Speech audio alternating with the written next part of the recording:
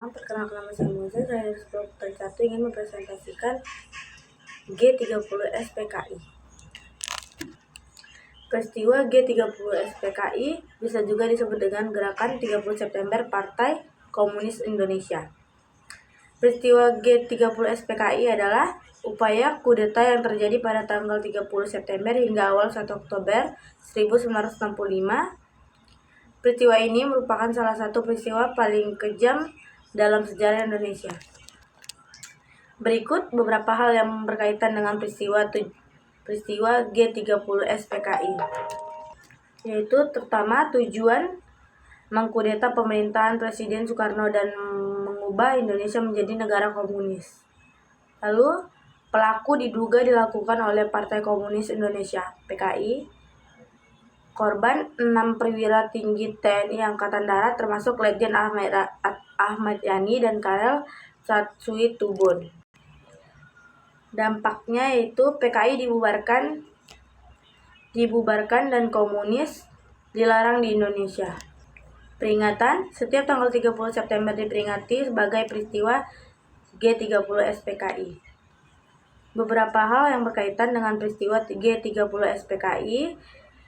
Peristiwa ini juga dikenal dengan sebutan Gestapo atau Gerakan September 30 dan Gasto Gerakan 1 Oktober.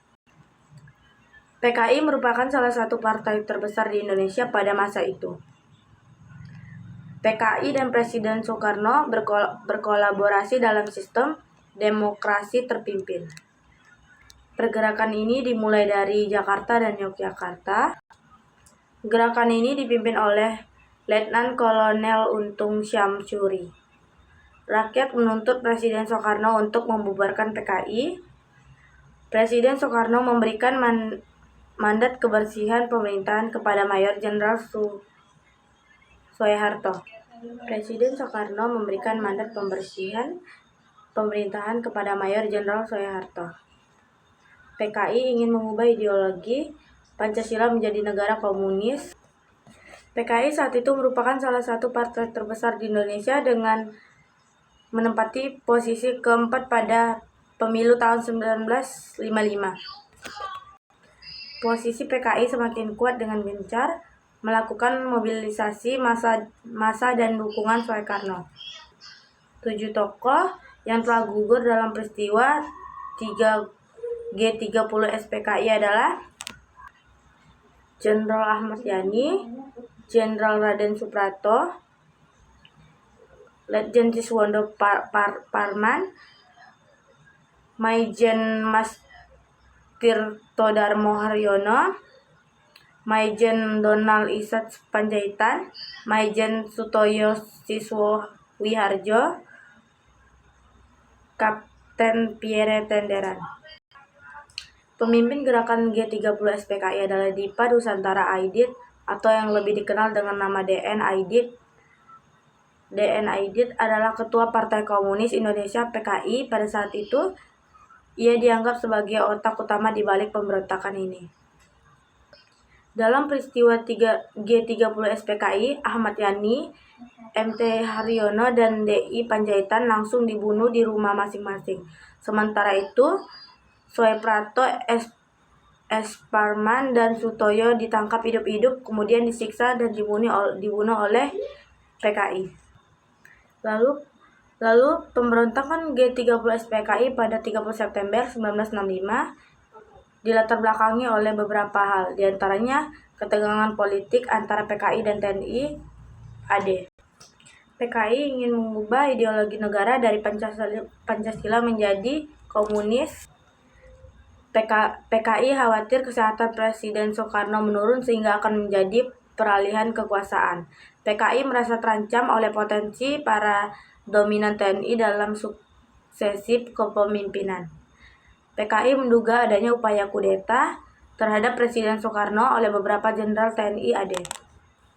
Peristiwa G30 SPKI ditandai dengan penculikan dan pembunuhan 6 jenderal TNI AD oleh pasukan resmi Tejaka Birawa di bawah pimpinan Letkol Untung. Peristiwa ini meluas hingga Yogyakarta dan Jawa Tengah.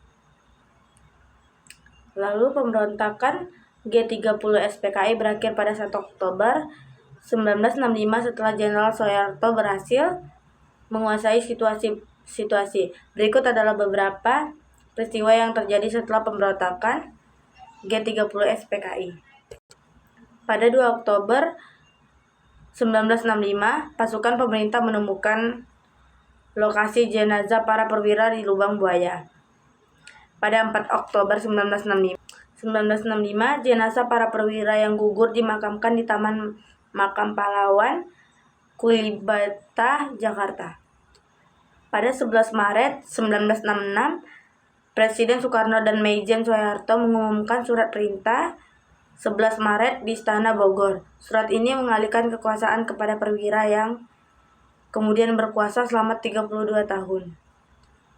Peristiwa G30 SPKI meninggalkan dampak yang mendalam bagi Indonesia, di antaranya krisis politik dan ekonomi, represi terhadap PKI dan kelompok kiri, pengaruh militer yang menguat, perubahan ideologi dan politik hubungan internasional yang terpengaruh. Sekian dari video saya, terima kasih.